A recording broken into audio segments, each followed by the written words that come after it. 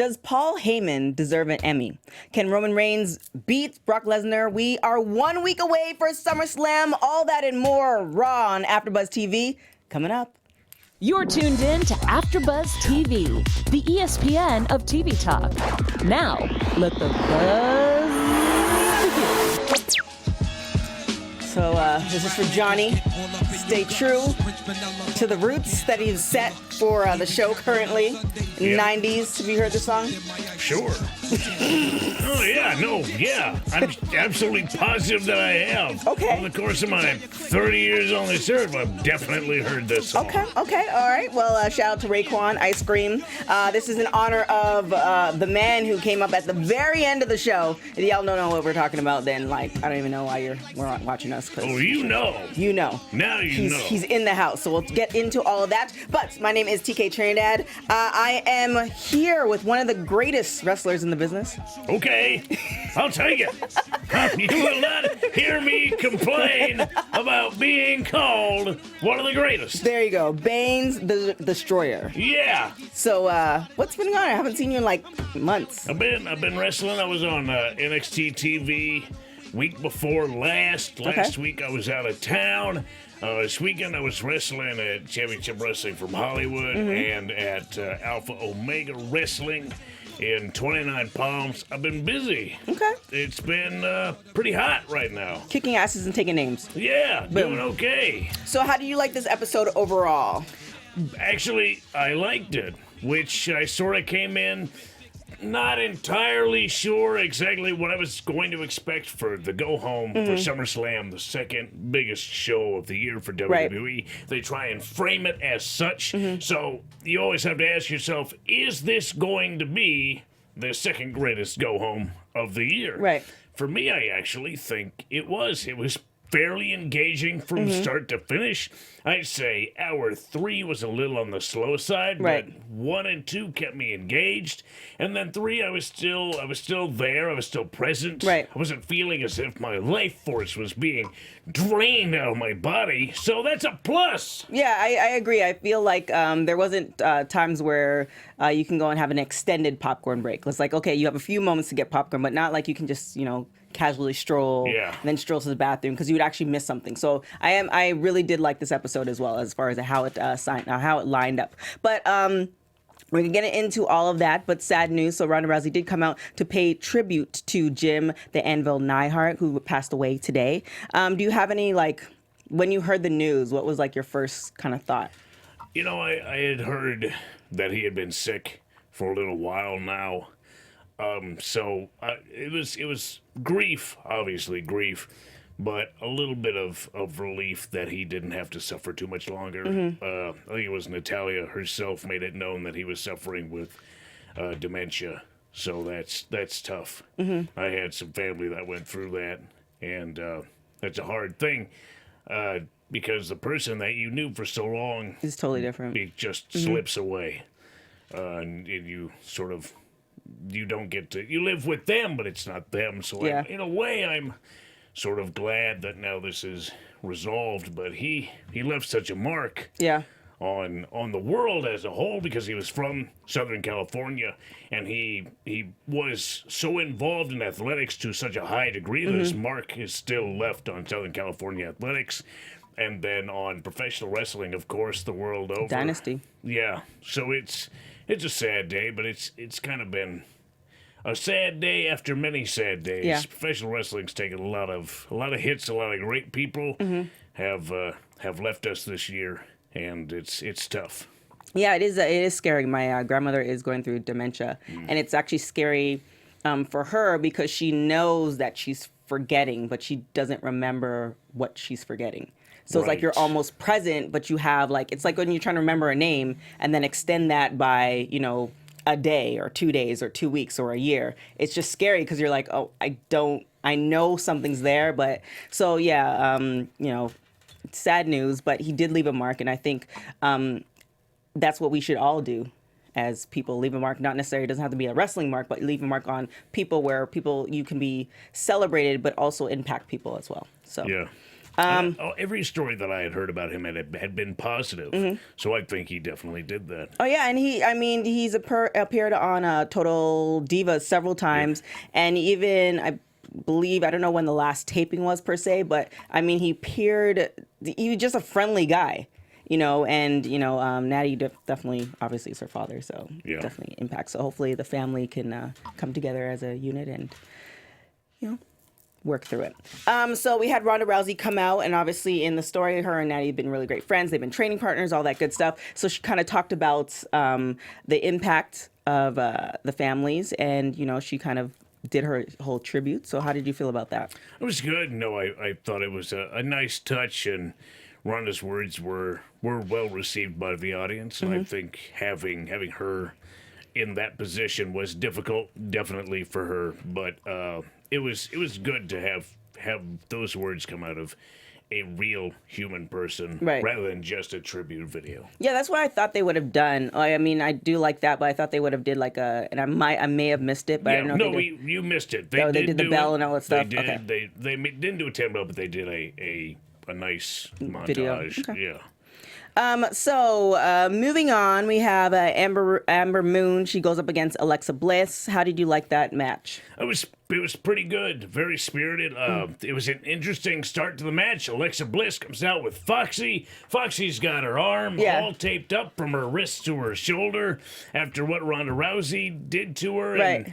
And Alexa comes with the security, and wouldn't you know it, Alexa goes right through the security and shoves Ember's face right into that turnbuckle. I mean, she ate that turnbuckle. Just a little bit. Tough. And then she uses him as a shield, separate her from Ronda. Very smart. And then Ronda takes out every single member of that security as if they were nothing at all.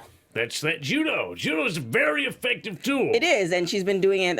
I do recommend, even if you're not a fan of hers, reading her book. Her book is amazing. You actually get to see a different side of her on how she became who she is now, prior to even WWE and all that good stuff.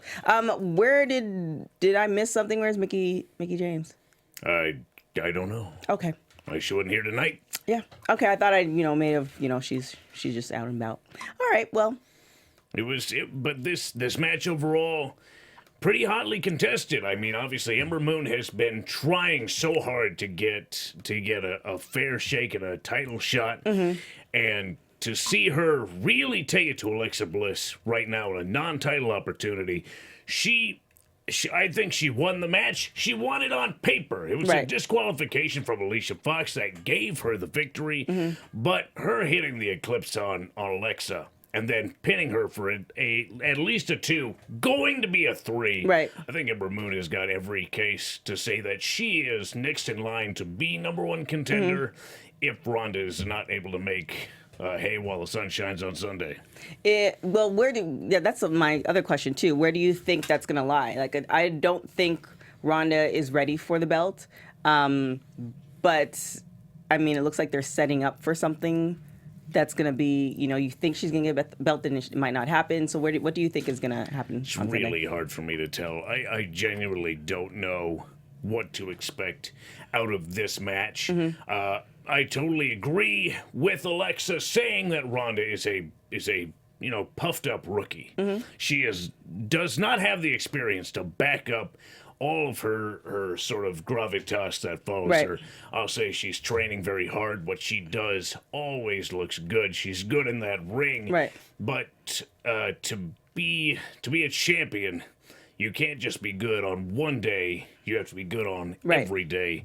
And I don't want to see her get a Brock Lesnar styled treatment personally. I want to see a fighting champion. I think right now WWE needs to sort of corral their forces and really make their champions fighting champions. All of them. Right. Their competition's doing that. I think they should do that as well. Yeah, it makes sense. But you just never know what to expect. I think WWE is in a weird place because they have been branching out beyond the wrestling universe. And if Ronda Rousey were to take the belt, on a marketing standpoint, everybody in the world will pick up this story, and now more eyes are going to be drawn to WWE. But on just a true wrestler standpoint, it's just kind of like, she's not ready. She's even said, so I did a red carpet for Mile 22 last week, and even in one of the interviews, she said like she knows she's not ready. There's a lot of work that needs to be done. So, but again, I don't think That's it's necessarily honest. her. I mean, you can really sort of connect with somebody who is that honest. Yeah. Who comes to you and says, "I'm really not ready for this. I'm gonna fight. I'm gonna give it my best, and if I win, I really don't know what's gonna happen after that."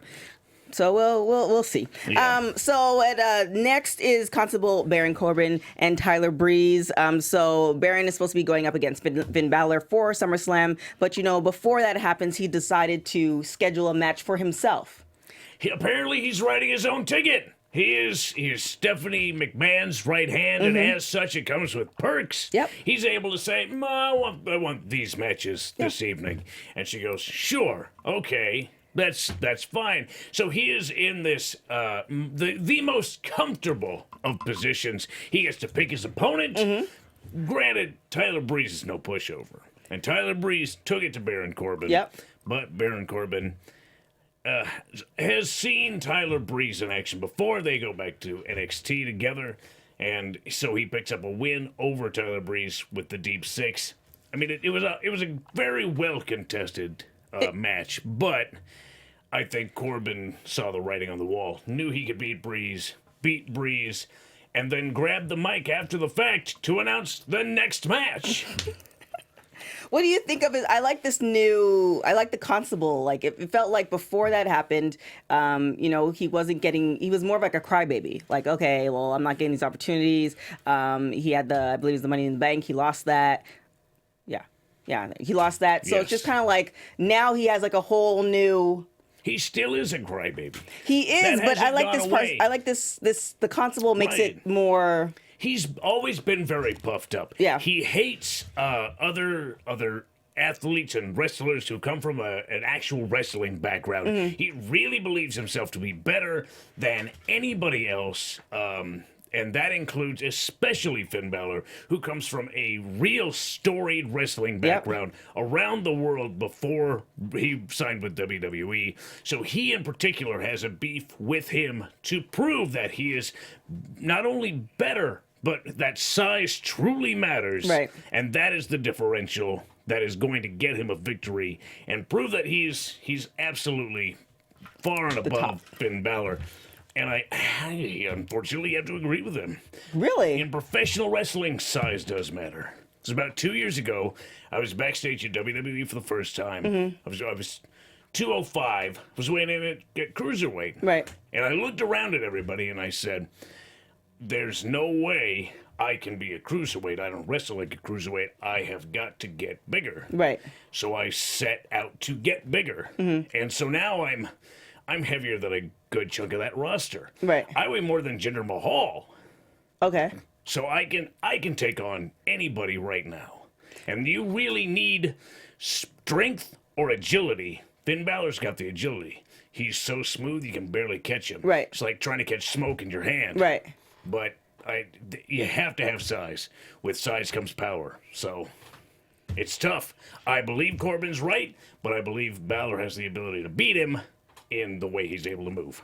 I don't know. I almost feel like it's if you can't catch them, it's almost like chopping down a tree. Like you keep chopping them down at their certain parts, and eventually they're going to crumble, and then that's when you could take them. So I feel with people who are smaller, they're faster, but they also have more endurance than somebody who's bigger. Yeah. So if you can pretty much outlast that person and chop them down at the same time, then you have that kind of chance. Where I think with Corbin, I feel like he's underestimating Finn, so he's not training as a small person. So not only would you have strength, is also if you have strength and you have that endurance to keep up with him and last a long period of time, then it's a done deal. Yeah, I think Corbin, you're right about Corbin. I think he's focusing on his size. He's also got speed. I think his speed is actually probably a greater asset to him because if he's able to catch Finn with his size to be able to decimate him. Right. But if you have no speed, then you can't catch him. And you're right, one by one little hit turns into a chopping. 20, and all of a sudden you're staggering and you're down, and that's it. You can't get back up. It's a done deal.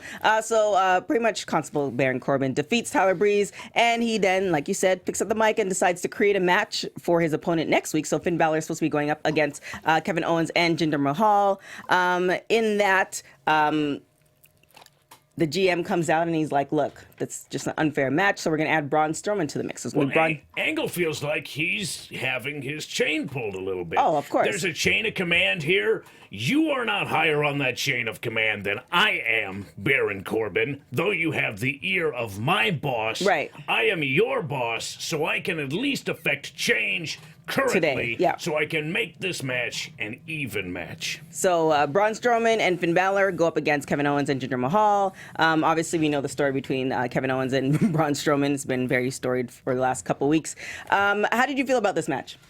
I liked it a lot. I was very surprised to see Jinder Mahal using technical prowess early on in this matchup against Finn Balor. He just was working the wrist and the arm and the head using headlocks. It was very surprising to me to see Jinder using not a size advantage, but just a technical advantage. Do you think he's changing up his, because obviously he's added the, so he has, what happened to TK's hair? It's in a bun, and it's just a lot of hair. Sorry. So I'm just looking at the chat. So do you think with the whole like Zen thing for Jinder, it feels like he's actually changing up his program a little bit? So are you? Thanks, Tony, in the booth. I have to agree with you there. I've never seen him use this sort of approach to a match, to an opponent. Part of me thinks it's probably because Finn is smaller, he's less threatening, so he's more inclined to use a technical approach. But at the same time, yeah, I didn't see him get too overly aggressive. Right. No, there were no cheap shots in this. Everything was sort of straightforward. He's not wrestling. He's not wrestling like a guy who just doesn't care. He sort of cares about his approach right now. It feels like he's changed up his approach where he's not the aggressive, I deserve, I used to have the belt. More of like, I've taken a step back, I've looked at everything, and I figure that I can get to where I want to go, not by bulldozing people, but actually, beating them on, like, just chipping away to get to the top. That's what it feels like. But, I don't, WWE doesn't tell us the storylines. So well, like you said, everything that you see, you have to figure out on your own. Everybody's approach is different. They tell you how they feel inside with how they approach everything. Right. And Jinder is acting differently, so you are forced to interpret that in whatever way that you choose, what feels best. And it doesn't seem like maybe he's like centering his chi. Something. So there's like more energy there, so that the power comes from within than out. Something. I don't know. It's a different approach. Yeah. And it did not work tonight. No, it did not. I mean, it worked in the short term. Long term, he lost. Yeah, pretty much anything that has to do with Braun it's pretty much it. Braun is a unique creation. There's nobody bigger or stronger currently than he is. And he's quick to boot. So what are you supposed to do? So do you think he's going to cash in SummerSlam? Really don't know. I'm not sure what their game plan is. Because is it on the line with Owens on Sunday? Braun Strowman's wrestling Kevin Owens on Sunday. Is it for the briefcase? I've lost track. I believe Kevin Owens does get the briefcase if he wins against Braun. Okay, so we're not even sure if he's going to have the briefcase to cash in on Sunday. True. After the main event. But do you think that it feels like I would love to see Braun get the belt, but it also feels like he doesn't even need the belt to let us know that he's champion. No, not at all. So I don't know if he's ever going to get the belt, but I want him to, if that makes sense. No, yeah, I agree, because it would be a contest to have him win. I mean, he's Andre the Giant, you know? Andre the Giant didn't need the belt to be Andre the Giant. Right. He was a friggin' giant. That's it. So, does he need the belt? No. Would it make things interesting? Maybe. Right. Would it be different? Yes. So, you kind of don't know which way to go. Have to wait and see. Maria on the chat says the belt is on the line on this weekend. So. I don't know. The belts or the briefcase? Sorry, the briefcase. Sorry, the briefcase is on the line. Okay. I want to see him get a belt, but we'll see. I mean, he was just tag team champions. Yeah, I mean, at least he has that on Right. the books. So an Elias-inspired competitor takes on Bobby Lashley. How did you feel about that? Ricky Roberts. This wasn't even really a match. I thought it was going to be a match. They were treating it like a match. This Ricky Roberts guy, I know him from somewhere. I've met him. He looks. I don't know if he also has an acting background. I'm probably checking on the live chat. No, he's a local guy. Okay, but he looks I don't know if he has like that face that everybody. Yeah, he's got a face, you know. He has a face and that makes him look different. Familiar. If it was just skull, just like skull no, with he no has like skin that on face it that would be different. It looks familiar, like you've seen him somewhere. But he was inspired by Elias. He had the guitar. Elias comes out and is like, make sure you get the bracelet. What would Elias do? Which is a take on what would Jesus do, which is kind of weird. Well, he sees himself as Jesus. Right. It's never really been a secret. He genuinely thinks he's the best thing. I don't know if anybody remembers. I think it was like in the mid 2000s where like the what would Jesus do bracelets were like a big thing. I remember, yeah. Yeah, so good on him for making that connect, and they're $5. So that's another piece of merchandise they're so cheap to make. Yeah, so kudos to him. So essentially, Ricky Roberts hits Bobby Lashley with the guitar when his back is turned. Why would he do that? Lashley is irritated at most and just kiboshes Ricky Roberts into the next world. Pretty much just an annoying fly, and you just hit it. I mean, oh man, that looked gnarly when he grabbed him. Yeah. All the way up and all the way down. How do you feel? I don't know if you've been in this position where like you are that local competitor and you know it's coming, but like Bobby Lashley, like even when I saw Jinder Mahal, he's massive. Sure. And somebody like Bobby Lashley who looks even more powerful than Jinder Mahal, like I could only imagine like this guy's going to pretty much slam you as hard as he can. You just take it. Do your job. Okay. I did my job on NXT. You just do your job. Okay. Well, there you have it. Yeah. Better you than me. Somebody that is also doing their job, the B team. They had to go up against Matt Hardy and Bray Wyatt and the Revival. What did you like about this match? I sort of wasn't entirely invested in it. I liked the B team's promo before about doing the math on everything, and math in professional wrestling is always my favorite thing, mostly because it's always just ridiculous. Yep. And I really wasn't sure who was going to win this or what the implications were for the winners or losers of this match come Sunday. Right. But as it so happened, the Revival hit the Shatter Machine on Bray Wyatt. And then Scott Dawson is ejected from the ring by Curtis Axel. Axel picks up the victory, pinning Wyatt, and they win. Now, I thought to myself, does that mean they get Sunday off? Do you just get to chill? Probably not. No. Yeah. It was announced that they're going to wrestle the Revival on Sunday in just a standard tag match. I like the Revival, but it feels like this is just one of those. The match on Sunday is going to be one of those matches where this is the time that you can go and do something else. Completely disagree. You think this is going to be a good match? Yeah. Okay. The Revival are, and this is no secret, the best tag team in the WWE. No, I agree with that. The skills wise, but it just feels like storyline wise, there's nothing that character wise, there's nothing that you kind of hook yourself to. Like the B team, you hook yourself to them because it's like you saw the story, like how they got to this point, and now they were losing all this time. Now they developed the B team. Now they have the belts. Now you're invested into them. For the Revival, it just feels like you're not. They're great, but there's nothing that you can. They haven't presented something for me that I can invest in. That's why it's just like, I'm not really. I mean, if you don't like them, do you dislike them? I wouldn't say don't like them. It's almost like I don't care for them. Okay. Because they haven't presented something for me to care about. Like, because you could be if you're an amazing wrestler, you have the skills. That's great, but in this particular arena that we're in, character also means something. You're right. So it just kind of feels like, I automatically want the B team to win. And I think it'd be great for the B team to win just because, you always want the underdogs to win. And just because they're bumbling, it's just like... I don't think they're underdogs anymore. Well, then it feels like they fall into the wins versus legitimately getting the wins. Sort yeah. of. So yes. I kind of want that to happen. I think they're going to lose. Oh, so you think the Revival is good?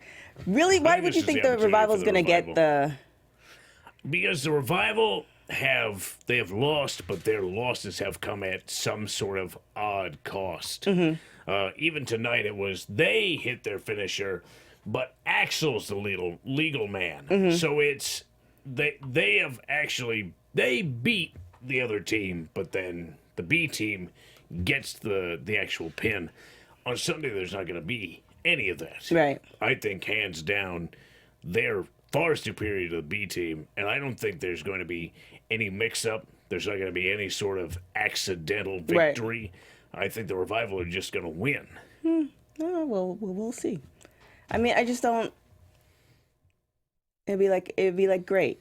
But the B team wins over them because the way it's set up, it seems like the Revival is way better wrestlers than the B team.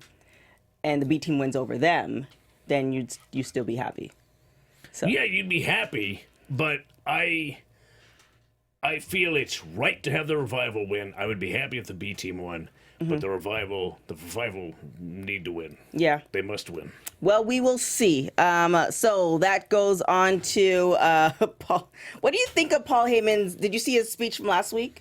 Yeah, most of it. So the speech from last week, and then they played a little bit today with Renee, and Paul Heyman is now in the ring, and he's trying to convince Roman Reigns that, he needs to work. Roman Reigns should take him on. So what did you think of this whole setup? Did you smell something fishy, or did you think this was going to happen? To be honest, I didn't smell anything fishy. They played this so well, I genuinely thought Paul Heyman was trying to get Roman Reigns as a client, because we had talked about that the last time I was here.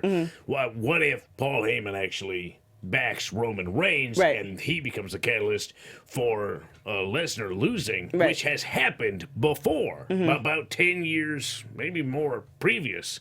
And so it would be history repeating itself, but in an interesting way. And then tonight we had exactly that. It played out exactly like we said. Heyman comes out. He's trying to buy for Roman's business, let's say. And he sung and danced the entire number. It was really, I mean, he's and by down the end of it, really he hands him a piece of paper. It's just read it over. Just a real rough draft layout for what exactly our services would be, how the contract would be. And Roman's looking at it like, well, it doesn't seem that bad. Mace to the face! Like several times. All of the mace! All of the mace. I think it was Axe body spray, personally. Which still... That is... that's worse than mace. I'd rather get mace than get Axe body spray. So you can't get that out. That's like a skunk spraying you. Oh, okay. It's the worst. I mean, I'm sure you've been around those guys. No. Lucky you. No. Wrestling locker rooms.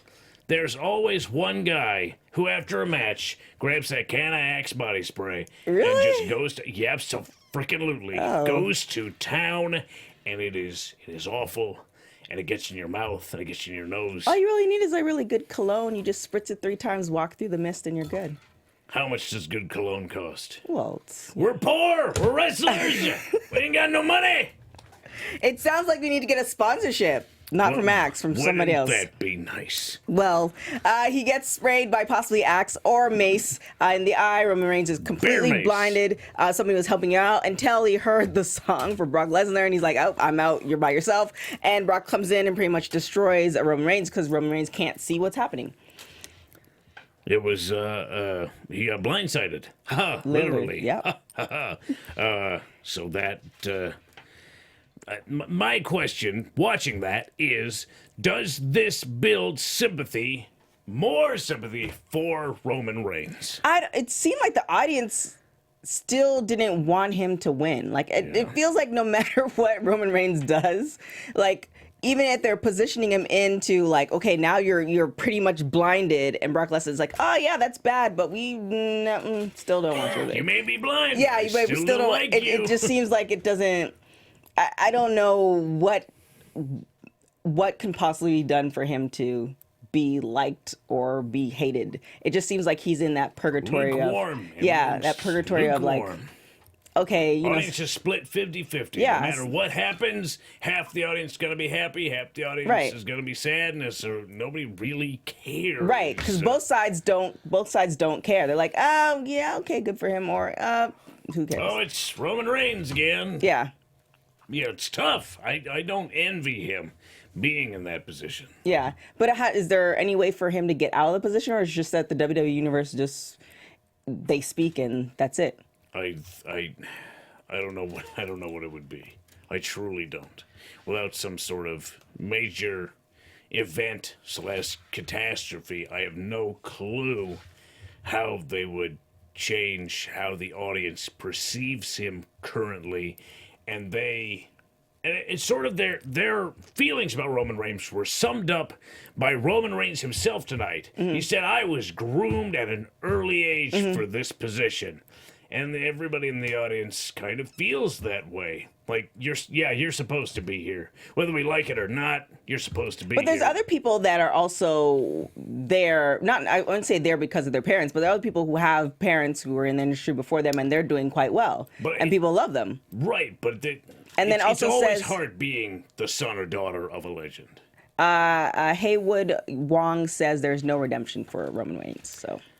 I don't know what it would be, but he's got to connect with the audience, and right now he's like the rich guy trying to be your friend. Right, but I mean, he can't relate to you. But we could see that with the Usos. They're doing well. Charlotte Flair's doing well. Natalia's doing well. Like, we're seeing that happen. Like, maybe you could speak to it. Maybe there was one point where they weren't doing well because of their legacy, but it. Honestly, everybody wants to like you, but it's just hard in how you handle it. Right. And it's not that Roman Reigns is a legacy. He really isn't, because his dad and his uncle were a tag team. That doesn't exactly make him a legacy. Right. It's just that the feeling amongst the audience is that he is chosen by WWE as an entity to be the guy that they put at the forefront of their organization, and that no matter what, that is the position he is going to have. Right. And there is nothing that the audience can do to change that. And so that is why they're lukewarm. Because in professional wrestling, you want the audience to feel that they are connected to you and that they have control. They have control over how the match goes. They have control over who wins and who loses based on the energy that they put in. And it's true to a degree, except when it comes to Roman Reigns, because all of the energy that they put in doesn't seem to amount to anything. But isn't that the same with maybe like John Cena, where the energy is he's put in that place, but everybody... There seems like it's split as well, but you have people who really, really love him, and you have people who really, really hate that he's in that position, that he can go and come as he pleases, but they're still passionate both ways. Well, whereas Roman Reigns, it just doesn't seem like it's like that. You have to look at Roman Reigns and John Cena at similar points in their career. You can't compare them now. Okay. You just can't. Everybody respects John. Everybody respects him just for what he's been able to accomplish. Far and above, he's put himself out there. He has been the guy. He's put on the shoes, and he has walked all those miles, and they have been long miles. But then, in the middle of John's career, nobody liked him. Okay. The audience was not for him. You had it split, women and children and men. Right. And that's essentially the same split for Roman Reigns currently. Because John Cena was in that same position. No matter what the audience did, it didn't make a difference. If they cheered him, maybe he'd win, maybe he'd lose. If you booed him, maybe he'd win, maybe he'd lose. He'd always get the championship. He'd always get the best opportunities. It never mattered. So if it's maybe the long game, playing it as what John Cena, or what they did for John Cena, it might be the same thing for Roman Reigns, where it's just like essentially you'll just get so tired of not caring that you'll eventually care because he's put in so many years. Yes. Okay. Absolutely. Well, if you stick around, you get the respect at the end. Yeah, well. Yeah. We'll see what happens. So Bobby Roode, Titus Worldwide go up against Mojo Rawley and the Authors of Pain. Also, oh my gosh, I just lost his name. Yes. Who? You know what I'm talking about. Okay. What do you think of the match? It felt like a comma. It was weird. Yeah. Like, there was other stuff going on during this match. They weren't even really talking about the match. It felt strained. I don't know what they're doing with the Titus Worldwide. Titus Worldwide. I don't know I'm confused. either. And the Authors of Pain need that push. Yeah. Now, I mean, how many more people do they have to beat up? 'Cause they beat up a lot of people. Right. Some people I even know. Beat up a lot of people. Well, yeah, it just seems like this match was like, hey, this is happening now. Yeah, here's and a bone. it was just a reminder for what's going on. And then Bobby Titus Roode. Worldwide and the Authors of Pain, and then Bobby Roode and Mojo. I don't even know. It's tough, man. It's a tough with position. Bobby Roode too. It just seems like he came and when he came in, it was a glorious event, and then it's kind of like fizzled out, and now they're trying to figure out what to do with him. And I know everybody can't have that shine, obviously, but it just feels like his shine didn't really last too long. I mean, he's well liked. He always worked better as a heel. Mm-hmm. He was a heel in NXT. He was a heel champion. He came out and he was all of this sizzle and no steak. And as a heel, that works great, right? Because the audience looks at you and goes, "Oh, you can't actually wrestle, can you?" And you go, "Yes, I can." And they know you can't. But now as a babyface, it's like, can you do something else? we wanna like you, but right. Can you do more?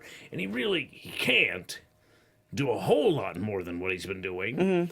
So now we're in this position of, we really like you, but you're not giving us what we want. Right. Can you just go away? Go back. Go back to what you were doing before. Talk down to us. Yeah. Think that you're the greatest, and then under-deliver.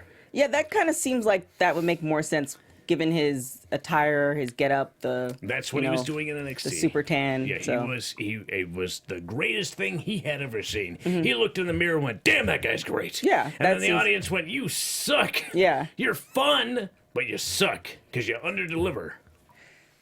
I don't know. Well, we can just that match is whatever. Yeah, Ruby Riott made her appearance last week. She was injured. She came back. She goes up against Sasha Banks. It's pretty good, pretty even contest. Yeah. Do you think this is setting up for? So it's the Boss and Hug connection. So do you think this is setting up for a tag team match for women in SummerSlam or the women's pay-per-view? The women's pay-per-view. Okay. That's going to have the women's tag team belts. Okay. So this is them sort of prepping the wrestlers, prepping the audience for what is going to be women's tag team wrestling. So we had a singles match tonight against two opponents from competing teams, right. which is sometimes done. Again, the Riot Squad has the Freebird rule in their corner. So tonight it was Ruby Riott. Right. So it could have been easily Sarah Logan. Could have been Liv Morgan. Ended up being Ruby Riott herself, which is great because Ruby's got the most experience. Right. She's by far the most dangerous. Yeah.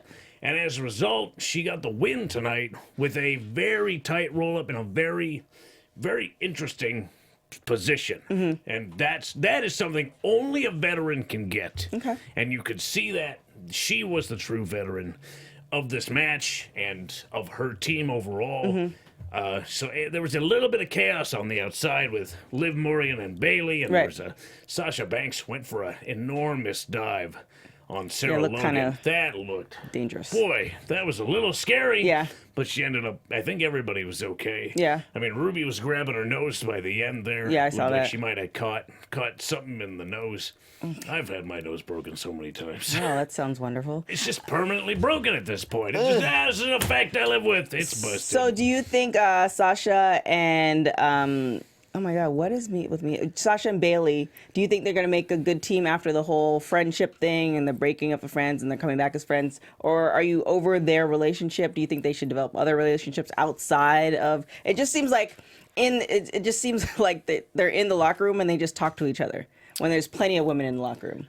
I mean, it's tough because Bayley is sort of a real clean kind of person. She's just kind of nice. And wrestling is a hyper-competitive place to be. So to be nice, you get ostracized. So her relationship with Sasha is kind of this real back-and-forth struggle, and she doesn't have a whole lot of other friends, at least that you see on television. Right. So it's either this, I think, or singles. I don't think she can have another tag team partner, at least not currently. Right. She does not have any active relationships with anyone else. Which is weird. It doesn't seem even like Sasha did at one point, but it seems like she doesn't either. So I don't know if they're just trying to force them together. I mean, they're not forcing them together. It's no secret that they're friends, right? And they have been friends. They will continue to be friends, hopefully. Yeah. But it's so easy to just go. You guys are together all the time. Just go out there. Yeah. Just do that. Right. Which I think for me is annoying because it's like, okay, well, we know they're friends in real life. They've been together in some capacity since they've come over to Raw, and it's just kind of like, I want to see other relationships. Yeah.